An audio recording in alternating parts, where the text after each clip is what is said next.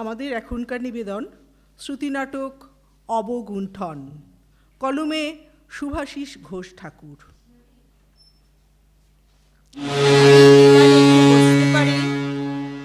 হ্যাঁ হ্যাঁ, অবশ্যই, বসুন না। রাতের এই জাহাজের ডিকে বসে মাথার ওপর অসংখ্য তারার আকাশ আর এই অসীম সমুদ্রকে দেখা সত্যি এক আলাদা অভিজ্ঞতা। সেই কারণেই আজও এসে বসেছি। ডক্টর বন্ডি চ্যাটার্জি। আরে, আপনি চেনেন আমায়? কিছুটা। এই যেমন আপনার হাউস কোটের যে অদ্ভুত নীল রং, ঠিক এটাই খুব প্রিয় আপনার। আরে আশ্চর্য, একদম ঠিক। রাতে ঘুমের আগে বিছানায় শুয়ে গান শোনার অভ্যেস আজও আছে।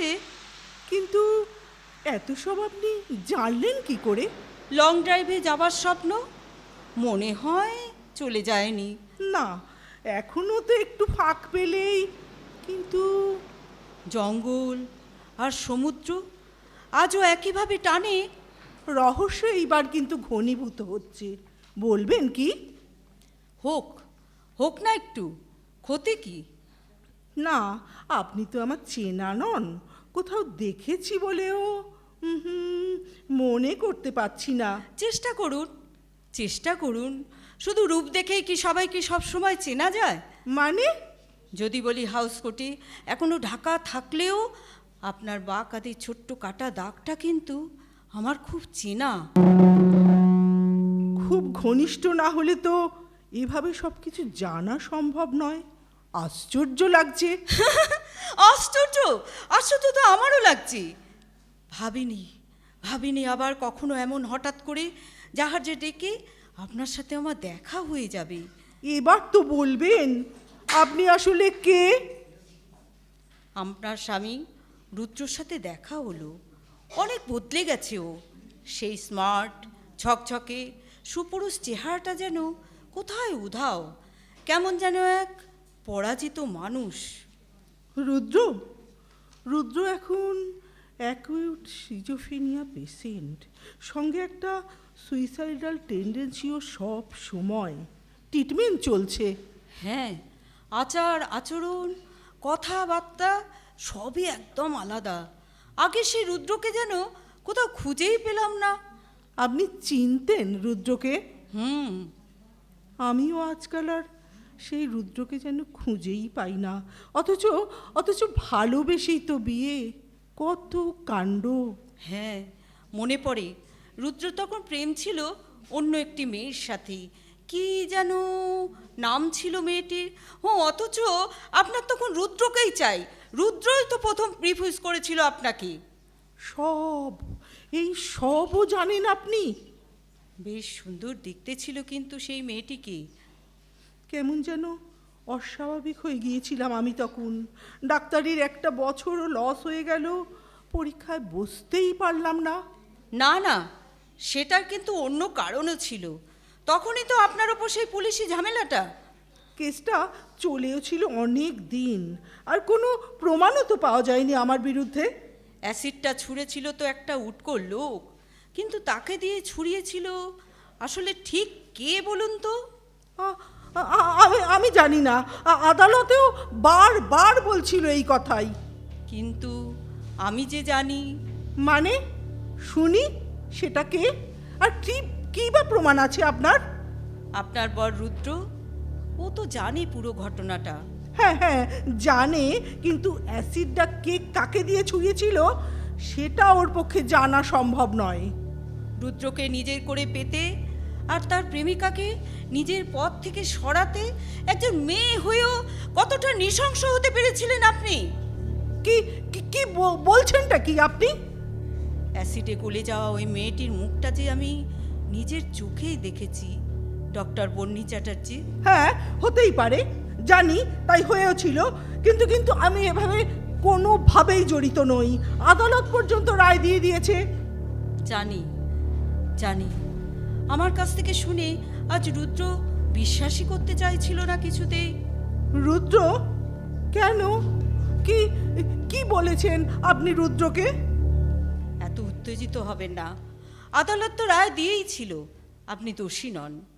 আমি আজ রুদ্রর সাথে হঠাৎ দেখা হতে শুধু বলেছি অ্যাসিডটা যে ছুঁড়েছিল তাকে কাজে লাগিয়েছিল আসলে কে। কে? সেটা কে? কি কি কি কি জানেন আপনি? শুনি, কি জানেন? মাঝে বেশ কিছু বছর তো কেটে গেছে, কেসও ডিসমিসড।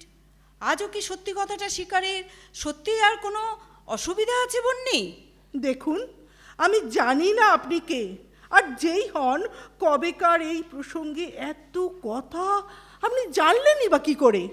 দুদলের বোমাবাজিতে ওই লোকটি মারাত্মক জখম হয়। আমি হসপিটালে গিয়ে ওর সাথে দেখা করি। মারা যাবার আগে ও বলে গেছে কার কথায় ও এই কাজটি করেছিল। পুরোটাই তার কাছ থেকে একটা আপনার শোনা কথা। ও কথার কোনো মূল্যই নেই। এ প্রসঙ্গে আমি আর কিচ্ছু বলতে চাই না। Enough is enough. একটা ছেলেকে নিজের করে পাওয়ার জন্য তার প্রেমিকার ওপর নৃশংস অ্যাটাক করে তাকে সারা জীবনের মতো কদর্য কুৎসিত করে দেওয়া, অথচ অথচ সে তো আপনারই ঘনিষ্ঠ বন্ধু ছিল, ছিল তো আপনারই রুমমেট। কে আপনি? কি হন আপনি পারমিতার? যাক, নামটা অন্তত আজও মনে রেখেছেন দেখছি।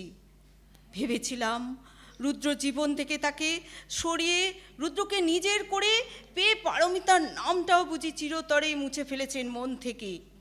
অনেক কিছু মুছতে গেলেও কোথাও একটা দাগের আঁচড় থেকেই যায়। ওই ওই ডিনারের জন্য জাহাজের বেল পড়লো, আমি যাই। দাঁড়ান, আর যদি বলি আমিই সেই পারমিতা? চমকে উঠলেন?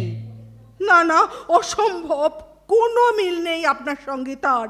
জানি জানি, কসমেটিক সার্জারি পুরোটাই বদলে দিয়েছে আমার সেই ক্ষত বিক্ষত মুখ।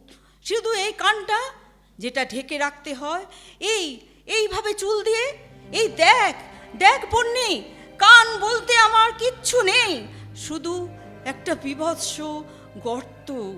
উফ, দেখাস না, কি সাংঘাতিক, দেখাস না তুই। এই রূপ তো তোরই দেওয়া বন্যি, যে রূপের জন্য আমার উপর তোর এত হিংসে, তা নষ্ট করে দিয়েছিলিস সারা জীবনের জন্য। রুদ্রকেও ছিনিয়ে নিয়েছিলিস এক নিমেষে। বিশ্বাস কর, বিশ্বাস কর, আমি ঠিক সুস্থ মস্তিষ্কে এটা করিনি। তোর থেকে আমি কোনো অংশে কম ছিলাম না, তবু শুধু তোর রূপের জন্য, তোর প্রতি রুদ্রর অন্ধ মুগ্ধতা। বন্যি, ডেকের ওই খালি চেয়ারটা দেখছিস? কিছুক্ষণ আগেই ওটাতে বসেছিল তোর রুদ্র। রুদ্র? ওই খোলা জাহাজের ডেকে? কেন? সাইকিয়াট্রিস্ট বারবার বারণ করেছে।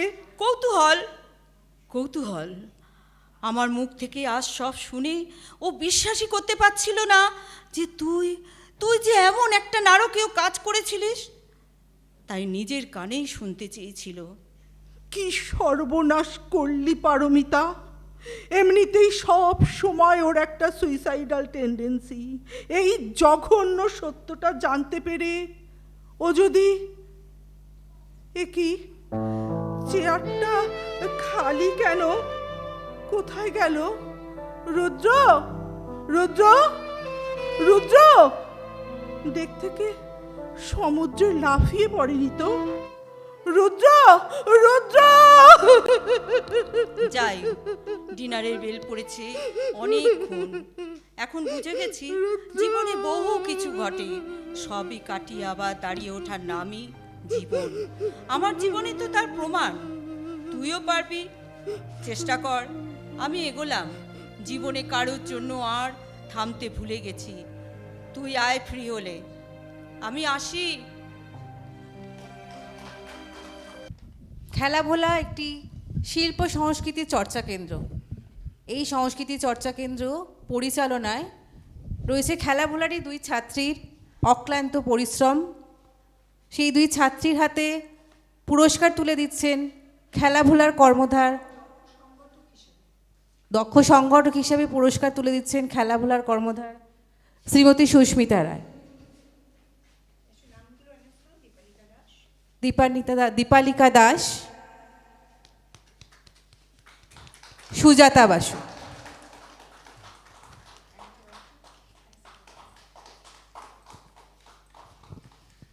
গুড়গাঁও থেকে অনুষ্ঠানটা করা কিন্তু এত সহজ নয় যদি না এরকম সবার সহযোগিতা পেতাম, বিশেষ করে এরকম দক্ষ সংগঠক যদি না মিলতো।